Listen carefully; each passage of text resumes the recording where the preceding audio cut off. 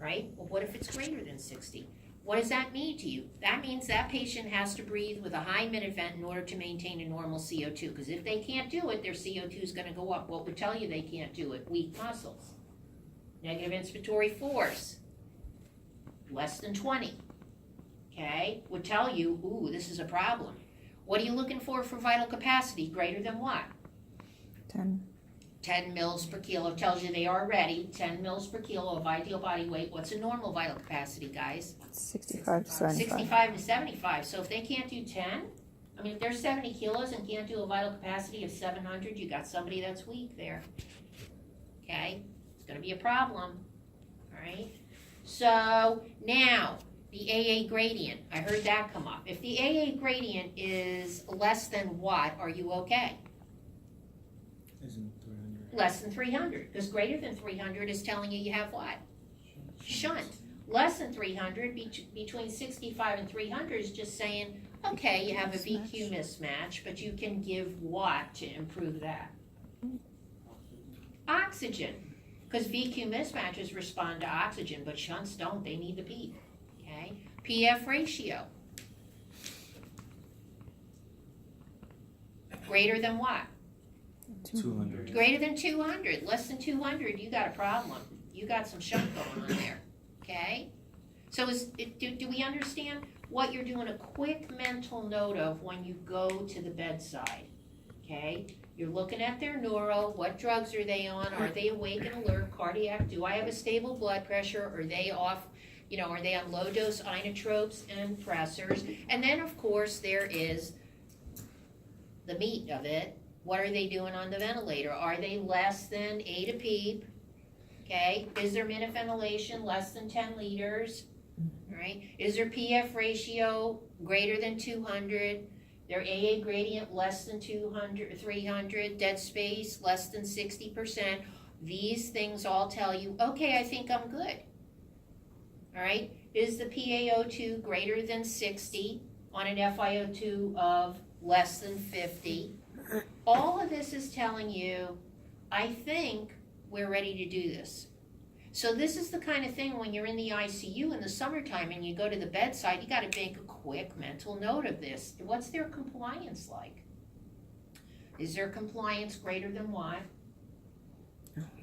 25 milliliters per centimeter water pressure. Great, thank you. And how about their airway resistance? Do they have low airway resistance on a ventilator with an ET tube in? What's normal airway resistance? 0.2 to 0.4. No, it's 5 to 10 because you have an ET tube in place. So 5 to 10 is considered normal airway resistance. So there's a couple of things for you to look at, and probably within 5 to 8 minutes you can have all that information. And then you can make a reasonable recommendation. You just can't go to your instructor and go, well, I guess so. I guess we could do a CPAP trial. Blow them away. Yeah. Off sedation, okay, awake and alert, has a good cough. You know that when you suction, plus you can stand next to the bed and go, can you give me a good strong cough? All right? Right? Cardiac, yeah, he's got a stable blood pressure. He's not on a lot of, he's on inotropes and vasopressors, but very low dose. Yeah, that's good. And respiratory wise, here we're on less than A to PEEP. I got a SAT of 98%. FiO2 is this. Compliance and resistance look good. That's everything you need to come to your instructor with, and they'll say, okay, see you at the end of the semester, you're good. Okay? Means you came prepared. You know what to look for. If you go in there and just go, I guess so, hello, okay, they're gonna go, especially if you get Angie Kreiner, she'll kick your ass right out the front door. She wants you to be right on top of things, okay? She is good, but you might as well put some roller skates on to go behind her because she is fast. All right, she expects you to come knowing the baseline stuff. Okay, so do we have an idea based on what we talked about on Monday, what I want you guys to be able to do? Okay, you just have to have the tools. If the instructor has to help you pull them together, fine, but you need to come in with the basic tools. Okay, like Toby told you, he decided he didn't have to do much in the summertime. That really hurt him, didn't it? Toby, second year student, when he came to talk to you guys? Mhm. Oh, he asked us, can I go talk to them? Because, I was not ready. I just skated in the summertime because I didn't have any courses, okay? So now we're gonna say, okay, so now you put them on a trial. How do you know if they're doing okay? Okay, what are you gonna look at, neuro-wise? Well, if you were awake and alert, and 5 minutes into the trial, you start getting anxious and agitated, It's a failed test. that is telling you they are fatiguing, because generally you're gonna get anxious if you can't breathe.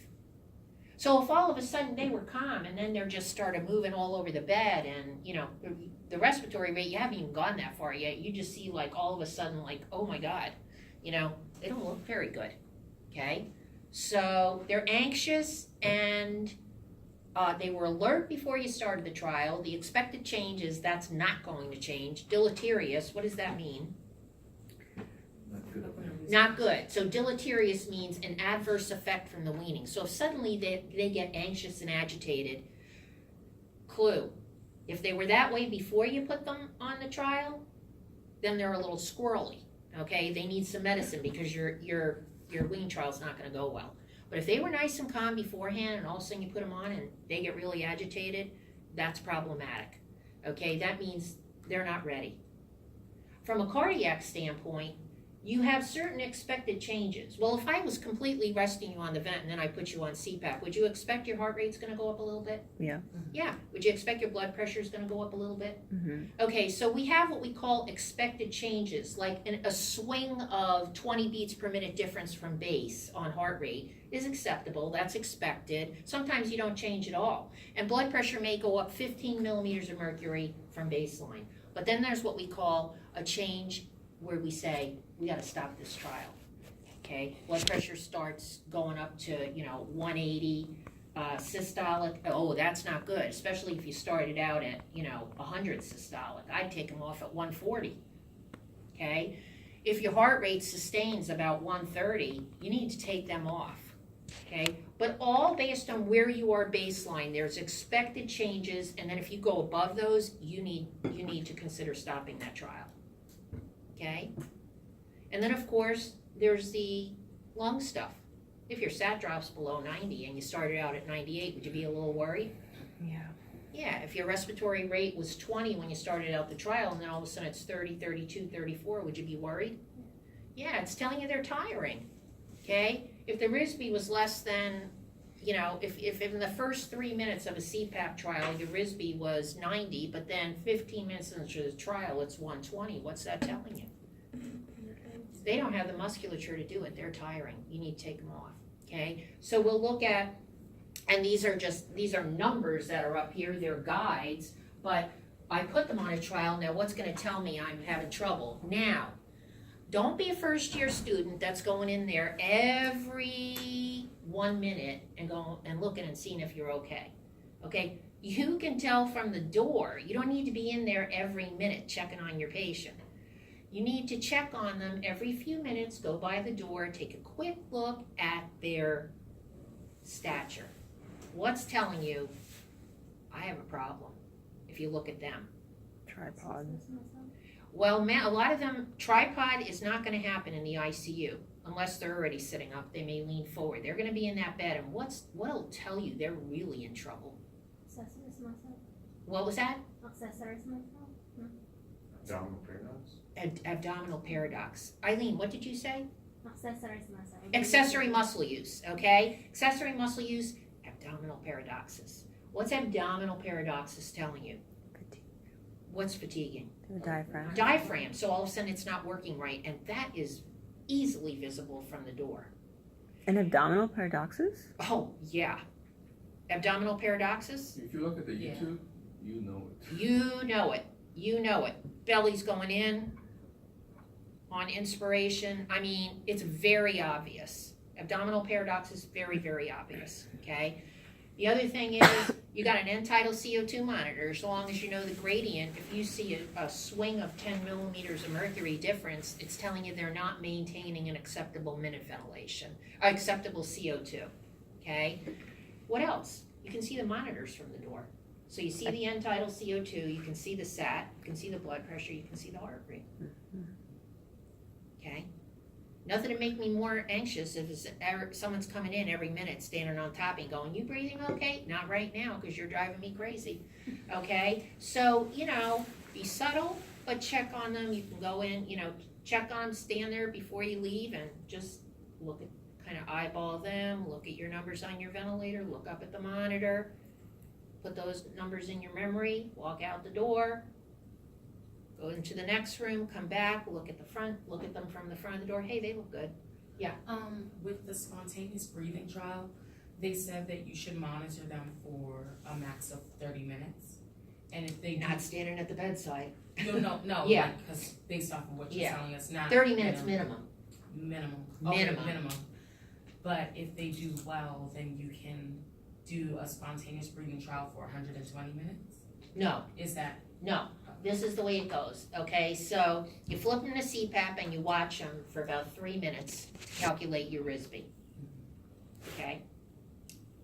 If the RISB is less than 100, leave them on CPAP for 30 minutes. However, if any of these things telling you they're tired happens in 10 minutes, take them off the trial. Yeah. Or 5 minutes, take them off the trial. But if they're doing well, let them go for 30 minutes. Put them back on volume control, okay? You give your report to the physicians. Now, they may say, if there's any question, or if you're not sure, they may say you can leave them on for another hour or so, all right?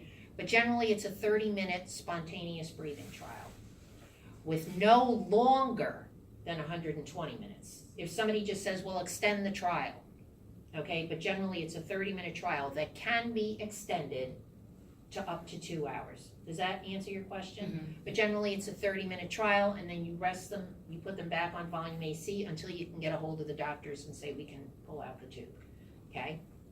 All right, so signs of fatigue.